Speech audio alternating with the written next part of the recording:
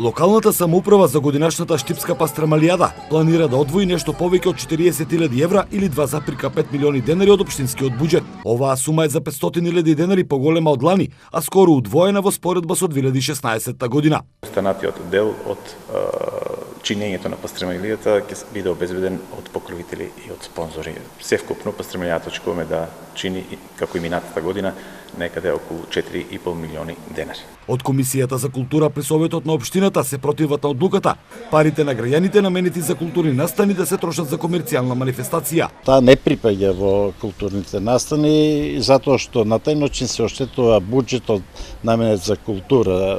Тие пари може да се употребат за многу важни културни работи кои што му требат на овој град.